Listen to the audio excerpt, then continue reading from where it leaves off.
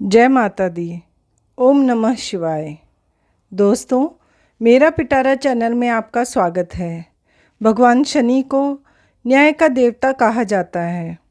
धार्मिक मान्यताओं के अनुसार जिनकी कुंडली में साढ़े साती, ढैया या शनि दोष का प्रभाव होता है, उन्हें शनि दोष के प्रभाव को कम करने के लिए शनिवार के दिन भगवान शनि की विधि पूर्वक पूजा करनी चाहिए। साथ ही इसके कष्ट को दूर करने के लिए शनिदेव की स्तुति करना चाहिए।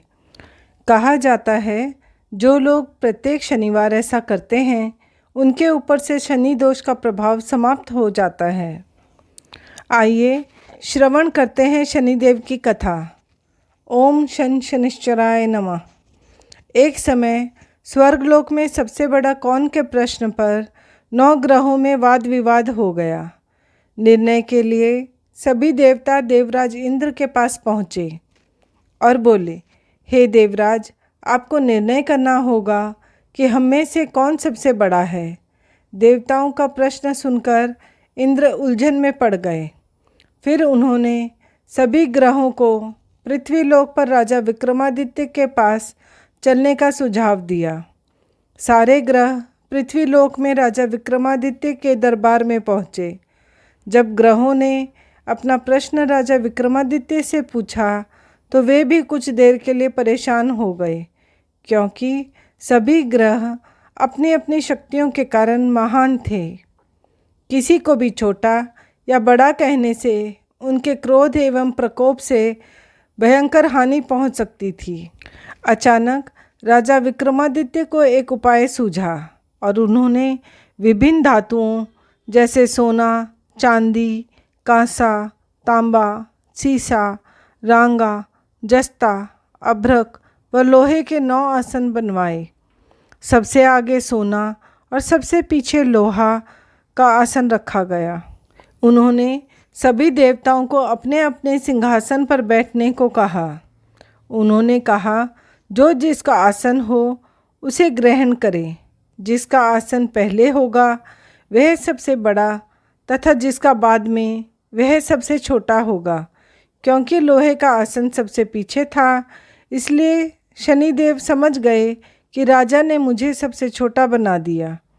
इस निर्णय से शनिदेव रुष्ट होकर बोले, हे राजन, तुमने मुझे सबसे पीछे बैठाकर मेरा अपमान किया है। तुम मेरी शक्तियों से परिचित नहीं हो। सूर्य एक राशि पर 1 महीने, चंद्रमा 2 महीने 2 दिन और मंगल 1.5 महीने, बुध और शुक्र 1 महीने, बृहस्पति 13 महीने रहते हैं। लेकिन मैं किसी भी राशि पर 2.5 वर्ष से लेकर 7.5 वर्ष रहता हूँ। बड़े बड़े देवताओं को मैंने अपने प्रकोप से पीड़ित किया है। अब तू भी मेरे प्रकोप से सावधान रहना। इस पर राजा विक्रमादित्य बोले, जो कुछ मेरे भाग्य में होगा देखा जाएगा। इसके बाद अन्य ग्रहों के देवता तो प्रसन्नता के साथ चले गए, परंतु शनिदेव बड़े क्रोध के साथ वहां से विदा हुए। कुछ समय बाद राजा विक्रमादित्य पर साढ़े साती की दशा आई तो शनिदेव ने घोड़े के व्यापारी का रूप धारण किया और बहुत से घोड़ों के साथ विक्रमादित्य के नगर में पहुंच गए। राजा विक्रमादित्य उन घोड़ों को देखकर एक अच्छे से घोड़े को अपनी सवारी के लिए चुनकर उस पर चढ़ गए। राजा जैसे ही उस घोड़े पर सवार हुए, वह बिजली की गति से दौड़ पड़ा। तेजी से दौड़ता हुआ वह राजा को दूर एक जंगल में ले गया और फिर वहाँ राजा को गिराकर गायब हो गया। राजा अपने नगर लौटने के लिए जंगल में भटकने लगा, पर उसे कोई रास्ता नहीं मिला। राजा को भूख प्यास भी लगी थी। बहुत घूमने पर उसे एक चरवाहा मिला। राजा ने उससे पानी मांगा। पानी पीकर राजा ने उस चरवाहे को अपनी अंगूठी दे दी और उससे रास्ता पूछकर जंगल से निकलकर पास के नगर में चल दिए। नगर पहुंचकर राजा एक सेठ की दुकान पर बैठे थे। राजा के कुछ देर दुकान पर बैठने से सेठ जी की बहुत बिक्री हुई। सेठ ने राजा को भाग्यवान समझा और उसे अपने घर भोजन पर ले गया। सेठ के घर में सोने का एक हार खूंटी पर लटका हुआ था। राजा को उस कमरे में छोड़कर सेठ कुछ देर के लिए बाहर चला गया। तभी एक आश्चर्यजनक घटना घटी। राजा के देखते देखते सोने के उस हार को खूंटी निगल गई।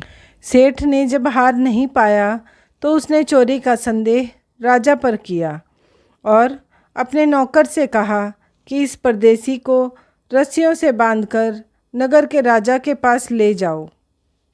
राजा ने विक्रमादित्य से हार के बारे में पूछा तो उसने बताया कि खूंटी ने हार को निगल लिया। इस पर राजा क्रोधित हुए।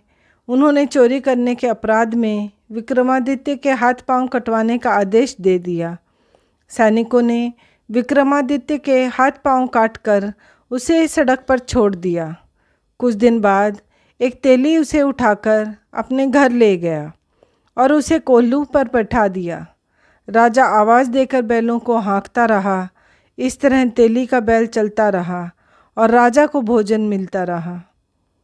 शनि के प्रकोप की 7.5 पूरी होने पर वर्षा ऋतु प्रारंभ हुई। एक रात विक्रमादित्य मेघ मल्हार गा रहे थे। तभी नगर की राजकुमारी मन भावनी रथ पर सवार होकर उस घर के पास से गुजरी तो उसने मल्हार सुना तो उसे अच्छा लगा और दासी को भेजकर गाने वाले को बुला लाने के लिए कहा। दासी ने लौटकर राजकुमारी को बताया कि मेघ मल्हार गाने वाला व्यक्ति अपंग है। लेकिन राजकुमारी उसके मेघ मल्हार से बहुत मोहित हो गई थी, इसलिए उसने सब कुछ जानकर भी अपंग राजा से विवाह करने का निश्चय कर लिया। राजकुमारी के माता पिता को जब ये बात पता चली तो वे हैरान रह गए। रानी ने मन भावनी को समझाया, बेटी तेरे भाग्य में तो किसी राजा की रानी होना लिखा है, तो फिर तू उस अपंग से विवाह क्यों करना चाहती है। राजकुमारी ने फिर भी अपनी जिद नहीं छोड़ी।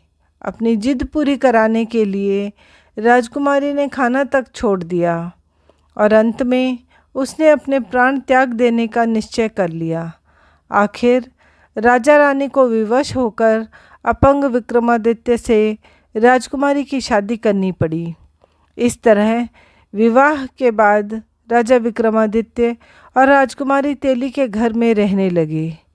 उसी रात सपने में शनिदेव ने राजा से आकर कहा, राजा तुमने मेरा प्रकोप देख लिया, मैंने तुम्हें अपने अपमान का दंड दिया है। राजा ने शनिदेव से क्षमा करने को कहा और प्रार्थना की, हे शनिदेव आपने जितना दुख मुझे दिया है अन्य किसी को न देना। शनिदेव ने कहा, राजन मैं तुम्हारी प्रार्थना स्वीकार करता हूँ। जो कोई स्त्री पुरुष मेरी पूजा करेंगे, इस कथा को सुनेंगे, जो नित्य मेरा ध्यान करेंगे, चींटियों को आटा खिलाएंगे, वह सभी प्रकार के कष्टों से मुक्त हो जाएंगे और उनके सब मनोरथ पूर्ण होंगे। यह कहकर शनिदेव अंतर्ध्यान हो गए। प्रातःकाल राजा विक्रमादित्य की नींद खुली तो अपने हाथ पांव देखकर राजा को बहुत खुशी हुई। उन्होंने मन ही मन शनिदेव को प्रणाम किया।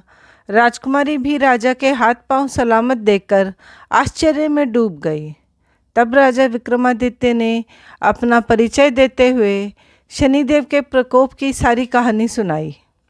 इधर सेठ को जब इस बात का पता चला तो दौड़ता हुआ आया और राजा विक्रमादित्य के चरणों में गिरकर क्षमा मांगने लगा। राजा विक्रमादित्य ने उसे क्षमा कर दिया क्योंकि वे जानते थे यह सब कुछ शनिदेव के प्रकोप के कारण हुआ था।